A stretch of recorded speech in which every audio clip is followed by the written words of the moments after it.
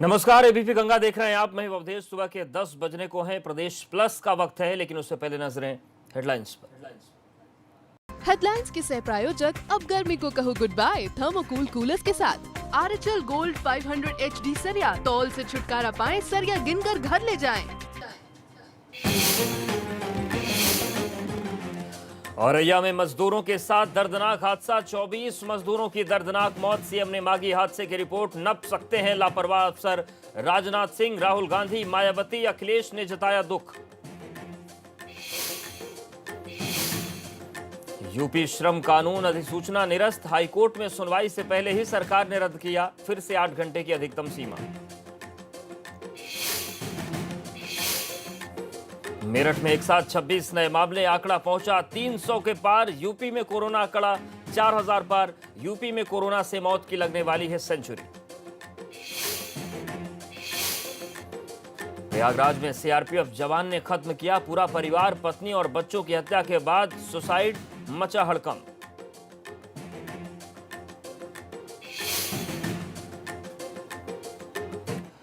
प्रदेश plus की शुरुआत करते हैं। सबसे पहले हम आपको दिखाएंगे कोरोना का अपडेट। कोरोना से जुड़ी 25 बड़ी खबरें, लेकिन उससे पहले देखिए यूपी के कोरोना अपडेट का ताजा हाल। उत्तर प्रदेश में 4057 से ज्यादा कोरोना संक्रमित हैं।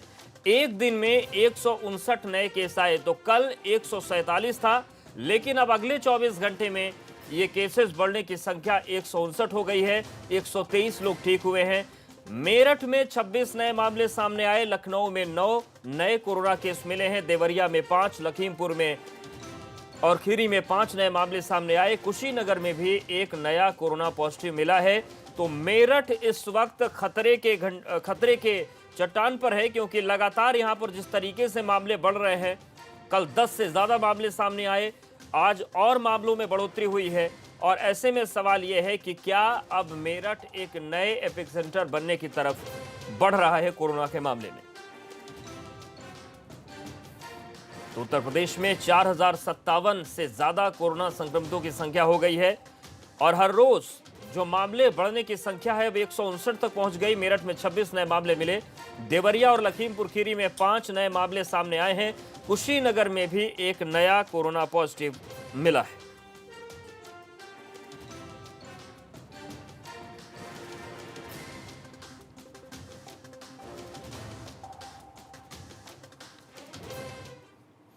और चलिए अब बात करते हैं कोरोना टॉप 25 का। यूपी में एक दिन में मिले 159 नए कोरोना पॉजिटिव संक्रमितों की तादाद पहुंची 4057। 24 घंटे में 7 लोगों की मौत। औरैया में मजदूरों के साथ दर्दनाक हादसा, 2 ट्रकों की टक्कर में 24 मजदूरों की मौत, 35 लोग घायल। राहत बचाव कार्य जारी।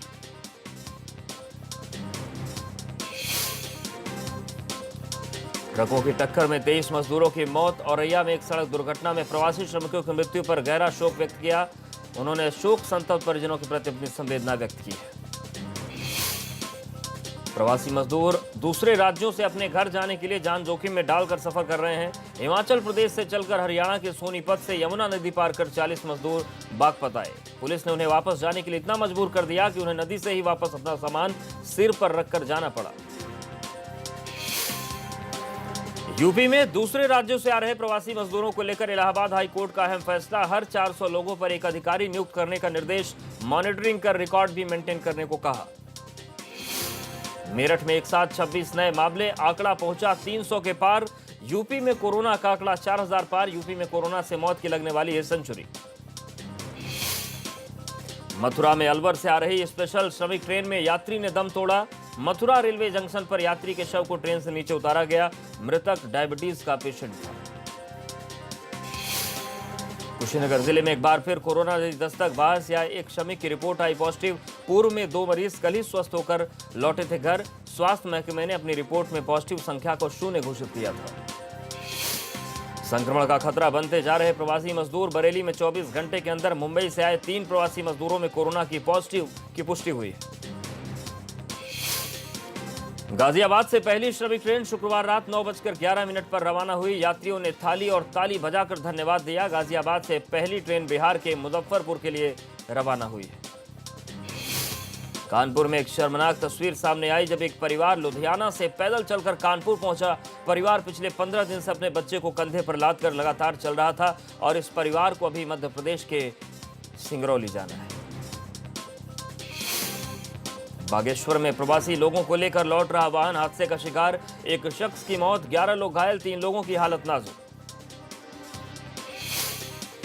यूपी में कोरोना के 1730 एक्टिव केस, 1993 मरीज कोरोना से ठीक हो चुके हैं। यूपी में 3664 से ज्यादा लोग कोरोना संक्रमित। आगरा में 22, कन्नौज में 5 नए कोरोना केस, मेरठ वाराणसी में 2 नए कोरोना केस सामने आए। कानपुर में भी एक नया पॉजिटिव मरीज, सिर्फ 5 जिलों में ही प्रदेश के आधे कोरोना केस, यूपी के सिर्फ 10 जिलों में ही 2600 मामले। अपर मुख्य सचिव गृह अवनीश अवस्थी के श्रमिकों से अपील, कहा कोई भी प्रवासी मजदूर पैदल न चले, मजदूरों की भोजन पानी की पूरी व्यवस्था, मजदूरों के लिए निजी गाड़ी की व्यवस्था करें, बॉर्डर पर प्रवासी मजदूरों का सम्मान करें। अपर मुख्य सचिव गृह अवनीश अवस्थी ने प्रेस कॉन्फ्रेंस में जानकारी दी, कहा प्रदेश में अब तक 380 ट्रेनें आ चुकी हैं। 1 मार्च से 30 अप्रैल तक 6.5 लाख आए। शुक्रवार से 4 ट्रेनें दिल्ली से चल रही हैं। नोएडा गाजियाबाद से बिहार के लिए ट्रेनें चल रही हैं। मेरठ में लगातार बढ़ती कोरोना मरीजों की संख्या के चलते जिला प्रशासन ने एक बड़ा फैसला लिया। बचत भवन में हुई मीटिंग में जिलाधिकारी अनिल ढीगरा ने आदेश दिया कि अब सप्ताह में हर सोमवार और गुरुवार कंप्लीट लॉकडाउन रहेगा। यूपी में दवा विक्रेताओं को अब हर रोज शाम 5 बजे तक बुखार, जुकाम और खांसी की दवा बेचने का देना होगा ब्यौरा। खाद्य सुरक्षा एवं औषधि प्रशासन आयुक्त ने जारी किया निर्देश। गौतम बुद्ध नगर से श्रमिकों को लेकर बिहार के लिए जाने वाली 4 ट्रेन चलाने की घोषणा फिलहाल एक दिन के लिए टल गई है। यह ट्रेन दनकौर और दादरी रेलवे स्टेशन से चलनी थी।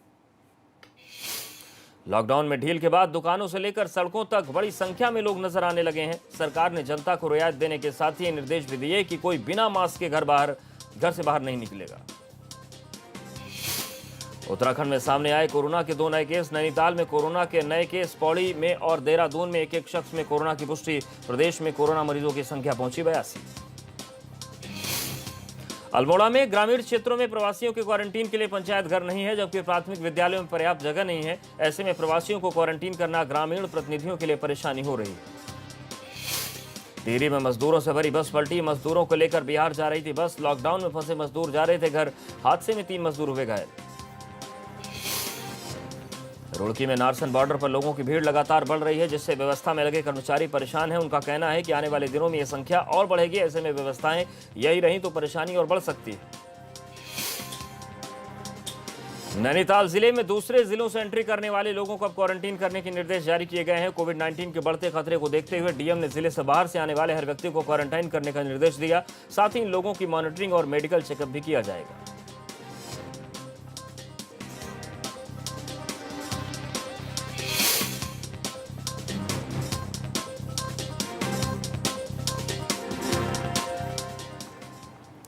और इस वक्त की बड़ी खबर का रुख करते हैं। बड़ी खबर कानपुर से है, जहां पर सीएम के आदेश का असर नहीं दिख रहा है। चकेरी इंस्पेक्टर ट्रकों में मजदूरों को बैठा रहे हैं। एबीपी गंगा पर माना उन्होंने कि मजदूरों को बिठाया गया है। रमा देवी हाईवे पर मौजूद चकेरी इंस्पेक्टर राम कुमार ने मजदूरों को ट्रकों में बिठाकर आगे भेजा, जबकि सीधे आदेश हैं कि किसी को पैदल न चलने दिया जाए, ट्रकों से न भेजा जाए। जो सरकारी वाहन है, फिर चाहे वो सरकारी बसों से भेजा जा रहा है, और अगर ट्रेन वहां पर स्टॉपेज है तो ट्रेन से भेजा जाए। लेकिन कानपुर में सीएम के आदेश का असर नहीं है। चकेरी इंस्पेक्टर ट्रकों में मजदूरों को बिठा रहे हैं। एबीपी गंगा पर उन्होंने मजदूरों को बिठाने की बात मानी। रमा देवी हाईवे पर मौजूद चकेरी इंस्पेक्टर मजदूरों को ट्रकों पर बिठाकर आगे भेजते हुए नजर आए। तो इस वक्त की बड़ी खबर कानपुर से, जहां पर सीएम के आदेश की धज्जियां उड़ रही हैं। और आप देखिए, ये जो ट्रक का सफर है इतना खतरनाक है कि रोज 3 से 4 हादसे हो रहे हैं।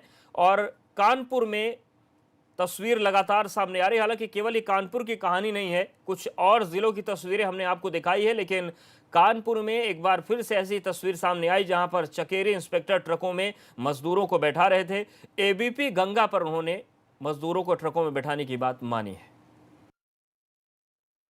औरैया हादसे के बाद आला अधिकारी लगातार कह रहे हैं कि कानपुर में सब कुछ सामान्य है, लोगों को रोका जा रहा है, उनको क्वारंटीन किया जा रहा है। लेकिन जो तस्वीरें हैं वो रामा देवी हाईवे की हैं, जहां पर आप देखेंगे कि किस तरह से लगातार जो मजदूर हैं उनका पलायन जो है वो जारी है। लगातार यहां पर ट्रकों को रोककर उसमें मजदूर जो है वो सवार हो रहे हैं और बड़ा सवाल ये उठता है कि आखिरकार इनको रोकने की उचित व्यवस्था क्यों नहीं की जा रही है। हाईवे की तस्वीरें हैं, वाकई आप देखेंगे कि जिधर भी आपकी नज़र जाएगी सिर्फ और सिर्फ आपको मजदूर दिखेंगे। लोग अपनी जान को जोखिम में डालकर लगातार जो है सफ़र कर रहे हैं। जिस तरह से औरैया में हादसा हुआ उसके बाद भी जो अधिकारी उनका कहना है कि जो लापरवाह लोग हैं उन पर कार्रवाई की जाएगी, किसी तरह की कोई कमी नहीं होगी, लोगों को रोका जाएगा। हमारे साथ चकेरी के जो इंस्पेक्टर है वो मौजूद है। सर, यहाँ पर हाईवे पर आप हाईवे पर मौजूद हैं। सीएम ने कहा है कि लोगों को रोका जाएगा, क्वारंटीन किया जाएगा, आपके सामने ट्रकों में चढ़ाया जा रहा है लोगों को, क्या कहेंगे इस पर आप? ये किसी को रोका नहीं जा रहा है। ट्रक आ रहे हैं और उसमें बैठे हुए हैं, वही जा रहे हैं। कोई ना उतरा है नीचे, ना नीचे वाले हैं। इससे पहले अभी ये नहीं कोई भी हर आदमी को रोका जा रहा है। नीचे बना दिया गया है, रुकने की व्यवस्था है। ये अभी उस रूट से आए हैं और दूसरे रूट पे जा रहे हैं, वो रुकना नहीं चाह रहे हैं। जो जिनको भी रोका, सारे लोग रुक रहे हैं। रोक कर चढ़ाया गया है आपके सामने, जबकि आदेश है कि इनको क्वारंटीन सेंटर भेजा जाएगा। इनको आगे गलत जानकारी है। आपको क्वारंटीन सेंटर भेजने की नहीं है, इन्हें बैठाना है, खाना खिलाना है। जो मैं दे रहा हूँ, आप इसका भी वीडियो चलाइए। मैं खाना खिला रहा हूँ, पानी के टैंकर लगे हैं, पानी पिलाया जा रहा है और जहाँ जाना चाह रहे हैं वहाँ खाना पानी खिला। औरैया में एक दर्दनाक हादसा हुआ है, ट्रकों में ज्यादा मजदूर बैठे हो। सामने आपको देखिए वो ट्रक खड़ा हुआ है, उसमें कितने ज्यादा मजदूर है आपको दिख रहा होगा, सामने दिख रहा होगा। आपकी जिम्मेदारी नहीं बनती है? बिल्कुल हमें दिख रहा है, वो आगे से आ रहे हैं। बाकी हम जितना कर सकते हैं सब कर रहे हैं, सबको बैठा रहे हैं। जितने भी खाली गाड़ियाँ आ रही हैं उसमें हम बैठा रहे हैं। ये आगे से आ रहे हैं, उनको भी हम उतार के खाना खिलाते हैं, खाना खिला के फिर रोक करके और भेजते हैं। जो खाली गाड़ी आ रही है उसमें भी बैठाने का काम कर रहे हैं? बिल्कुल कर रहे हैं, खाली गाड़ी में बैठा रहे हैं। जितनी खाली गाड़ी आती है हम ही बैठा रहे हैं।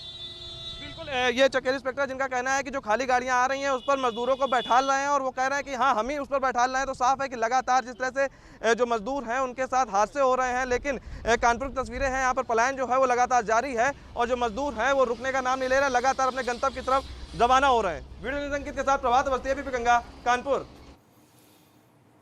औरैया में भीषण सड़क हादसा हुआ। सड़क किनारे खड़े डीसीएम को राजस्थान से आ रहे तेज रफ्तार ट्रक ने टक्कर मार दी। हादसे में 24 मजदूरों की मौत हो गई। बताया जा रहा है कि टक्कर के बाद ट्रक अनियंत्रित होकर पलट गया, जिसके नीचे कई मजदूर दब गए। बाद में जेसीबी की मदद से राहत बचाव अभियान पुलिस ने शुरू किया। 15 गंभीर रूप से घायल लोगों को सैफई रेफर किया गया, जबकि 20 घायलों का जिला अस्पताल में ही इलाज किया जा रहा है। वहीं इस दर्दनाक हादसे के बाद सीएम योगी ने संज्ञान लिया और अधिकारियों को मौके पर जाने के लिए निर्देश दिए। साथ ही सीएम ने आईजी कानपुर से हादसे को लेकर रिपोर्ट तलब की है और घायलों का उचित इलाज का निर्देश भी उन्होंने जारी किया है। तो देखिए तस्वीर आपको हम दिखा रहे हैं और यह हादसे की, जहां पर मुख्यमंत्री ने संज्ञान ले लिया है। सीएम के निर्देश के बाद मौके पर अधिकारी पहुंचे। दुर्घटना स्थल पर कमिश्नर और डीएम मौजूद हैं और योगी आदित्यनाथ ने इस पर संज्ञान लिया है। हादसे को लेकर सीएम ने रिपोर्ट मांगी है आईजी कानपुर से। 24 मजदूरों की मौत पर सीएम ने शोक जताया है। घायलों को इलाज के सीएम ने निर्देश दिए हैं। तो दो तस्वीरें सामने आपके हैं। बेहद दर्दनाक हादसा हुआ है।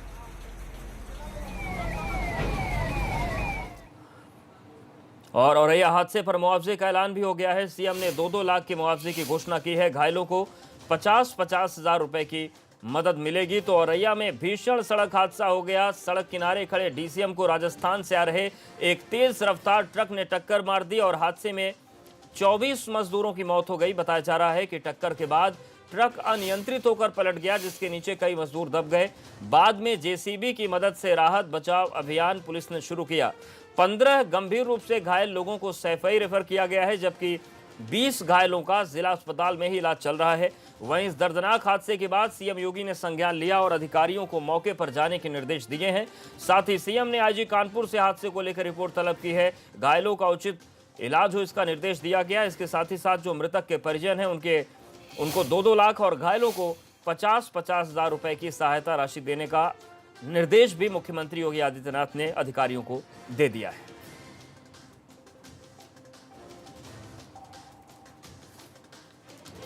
तो दर्दनाक हादसा औरैया में हुआ है, जहां पर एक डीसीएम खड़ी थी। राजस्थान की तरफ से आ रहे एक तेज रफ्तार ट्रक ने टक्कर मार दी और इसके बाद एक बड़ी घटना हो गई। बॉर्डर के दोनों थानाध्यक्षों को सस्पेंड करने के आदेश भी हैं, तो ये भी एक नया अपडेट है। औरैया हादसे पर सीएम ने मुआवजे का ऐलान किया है और 2-2 लाख रुपए के जो मुआवजे हैं वो मृतकों के परिजनों को मिलेंगे। जो घायल हैं उनको 50,000 रुपए की सहायता राशि दी जाएगी। और इस पूरी घटना को लेकर मुख्यमंत्री ने आईजी कानपुर से रिपोर्ट मांगी है। जो बॉर्डर का क्षेत्र है, दोनों बॉर्डर के जो थानाध्यक्ष उनको सस्पेंड करने का आदेश भी है। और इस पूरे मामले पर देश के बड़े नेताओं ने दुख भी अपना व्यक्त किया है। हमारे साथ लखनऊ से ब्यूरो चीफ वीरेश पांडे जुड़ गए हैं। वीरेश जी, मुख्यमंत्री ने मामले का संज्ञान लिया, मुआवजे का ऐलान कर दिया है, और क्या कुछ कार्रवाई इस पूरे मामले में चल रही है? देखिए, जब मुख्यमंत्री को इस घटना की जानकारी मिली, उन्होंने आनंद फानंद में सारे अधिकारियों को घटनास्थल पर दौड़ाया और उसके बाद पूरे मामले की समीक्षा करने के बाद मुख्यमंत्री ने जो मृतकों के परिवारजन है उन्हें 2 लाख रुपए और जो घायल है उन्हें 50,000 रुपए की राशि स्वीकृत की है। और साथ ही साथ एसएसपी व additional Mathura, SSP Agra, additional SP Agra का भी तत्काल स्पष्टीकरण लिया गया है। उनसे स्पष्टीकरण लिया गया कि आखिर क्या किया, किस तरह की गतिविधियां हैं, आप लोगों से कहाँ चूक हुई है। और इसके अलावा ADG Agra zone, IG Agra zone का भी इस मामले में स्पष्टीकरण लिया जाएगा, किस रूप में आपने इस पूरे मामले को हैंडल किया। साथ ही मुख्यमंत्री ने उत्तरदायित्व का निर्धारण करते हुए बॉर्डर के दोनों थानाध्यक्षों को तत्काल सस्पेंड कर दिया है और उनके जो प्रभारी क्षेत्राधिकारी यानी सीओ हैं उनको कठोर चेतावनी भी दी गई है। तो तमाम तरह के काम मुख्यमंत्री ने किए हैं, निर्देश दिए हैं और लोगों को दंडित भी किया है। साथ ही मुख्यमंत्री ने ट्रक मालिकों पर आईपीसी की धाराओं में अभियोजन दर्ज करने और दोनों ट्रक को जब्त करने के भी निर्देश दिए हैं। तो तमाम तरह की चीजें मुख्यमंत्री ने की हैं इस पूरे घटना को लेकर। जब से इस मामले का संज्ञान मुख्यमंत्री के पास आया है, निरंतर वो कुछ न कुछ निर्देश दे रहे हैं, कुछ लोगों को दंडित कर रहे हैं और जो घायल हैं उनके उपचार की भी व्यवस्था सरकार की तरफ से बेहतर हो सके, इसका भी ध्यान मुख्यमंत्री खुद रख रहे हैं। धन्यवाद आपका जानकारी और अपडेट्स को देने के लिए। तो कई निर्देश इस मामले में मुख्यमंत्री की तरफ से आए। जो बॉर्डर के थाना अध्यक्ष हैं उनको सस्पेंड किया जाएगा, जो क्षेत्राधिकारी हैं उनको कड़ी चेतावनी दी गई है, दोनों ट्रकों को जब्त करने के आदेश है और इसके साथ ही साथ इस पूरे हादसे की रिपोर्ट आईजी कानपुर से मांगी गई है। लेकिन सवाल यह है कि हादसों का सिलसिला थमेगा कब, जब इतना बड़ा मूवमेंट इस वक्त प्रदेश में हो रहा है मजदूरों का। उस दौर में रोज हादसे हो रहे हैं। परसों 2 हादसे हुए, कल 4 हादसे हुए, आज एक और बड़ा हादसा हुआ जिसने 3 दिन की मौत का आंकड़ा एक हादसे में ही गढ़ दिया। तो सवाल यह है कि क्या मौत का यह सिलसिला रुकेगा या फिर ऐसे ही घर पहुंचने की आस, जद्दोजहद और जंग में मजदूर अपनी जान गंवाते रहेंगे।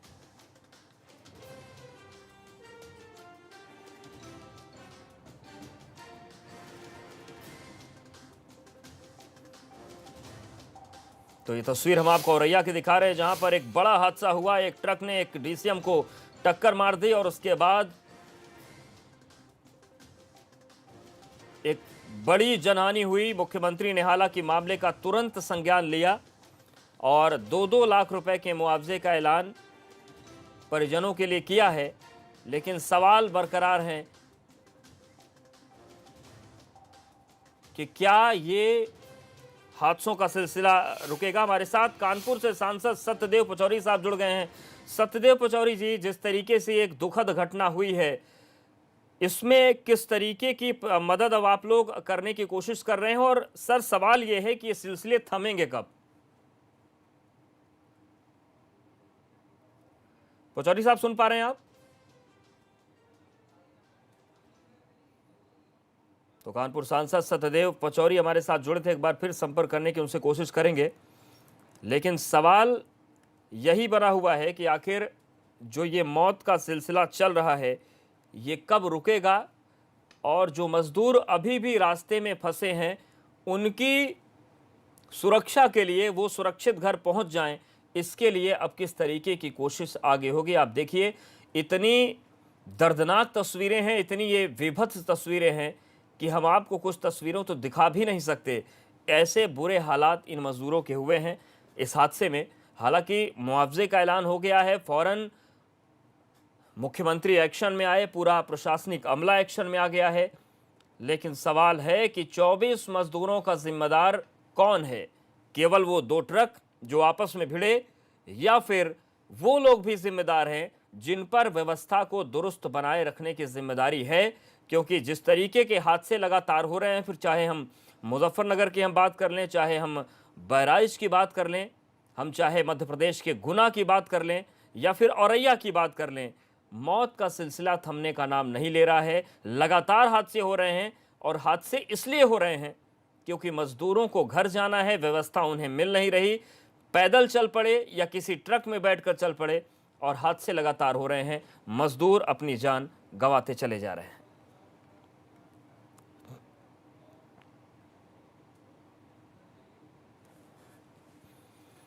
तो दोनों ट्रक मालिकों पर मुकदमा करने के निर्देश हैं। इसके साथ ही साथ मुख्यमंत्री ने मुआवजे का ऐलान कर दिया है, और इस पूरे हादसे पर रक्षा मंत्री राजनाथ सिंह ने भी ट्वीट करके अपना दुख जाहिर किया है। तो तमाम जो देश के बड़े नेता हैं, उन्होंने इस मामले का संज्ञान लिया है।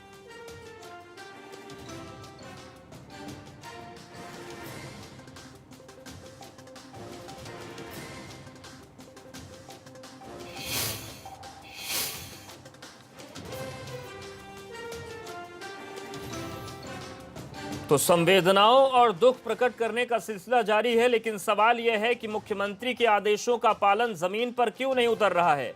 सवाल यह है कि औरैया जैसे हादसे, मुजफ्फरनगर जैसे हादसे, बहराइच जैसे हादसे बार बार हो रहे हैं, मुख्यमंत्री गंभीर है, तो आखिर प्रशासनिक अमला क्यों हरकत में नहीं आ रहा है? और सवाल यह है कि क्या आज की घटना के बाद कोई फर्क जमीनी स्तर पर दिख रहा है? जानने की कोशिश करेंगे। सीधे रुक करते हैं मेरठ का। बलराम पांडे हमारे साथ जुड़ गए हैं। बलराम, लगातार एबीपी गंगा सवाल यह उठा रहा है कि मुख्यमंत्री भले ही कितनी भी कोशिश करें, गंभीरता दिखाएं, लेकिन जमीन पर जो प्रशासनिक अमला है उनकी सारी कोशिशों को पानी कर रहा है, मजदूरों की जान जा रही है। अब जब औरैया में इतनी बड़ी घटना हो गई, मेरठ में कुछ हाल बदले या कोई फर्क नहीं किसी को?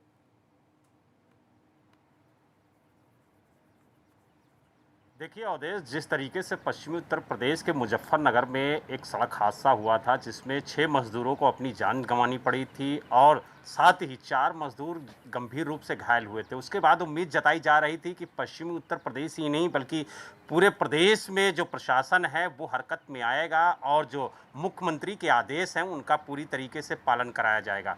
लेकिन मेरठ में आज भी स्थिति वही है। औरैया में हादसा हुआ, 24 मजदूरों की दर्दनाक मौत हुई है, जिसको लेकर के मुख्यमंत्री से लेकर के विपक्ष के नेताओं तक ने चिंता जताई है। लेकिन मेरठ में प्रशासन अभी भी चिंतित नहीं है, अभी भी लापरवाह दिखाई दे रहा है। आपको हम तस्वीरों के माध्यम से दिखाने की कोशिश करेंगे कि इस वक्त हम देहरादून और दिल्ली हाईवे पे मौजूद हैं, जहां आप देख सकते हैं कि जो मजदूर हैं वो एक पेड़ के नीचे देखिए छांव में बैठे हुए हैं, क्योंकि ये चिलचिलाती धूप इतनी तेज है कि यहां पर 10 मिनट भी रुकना बहुत दिक्कत महसूस कर सकता है इंसान। आप यही वजह देखिए कि लोग पेड़ की छांव में बैठे हुए हैं कि कोई ट्रक, कोई लोडर यहां से गुजरे जो उनको उनके गंतव्य तक ले जाए, इसी उम्मीद में बैठे हुए हैं। एक 2 दिन से बलराम, विस्तार से जमीनी हालात को आपसे समझेंगे और ये जानने की कोशिश करेंगे, क्योंकि आप भी लगातार कई दिनों से दिखा रहे हैं कि मेरठ में मजदूर किस तरीके से परेशान है, कोई सुध लेने वाला नहीं। आप हमारे साथ बन रहिए।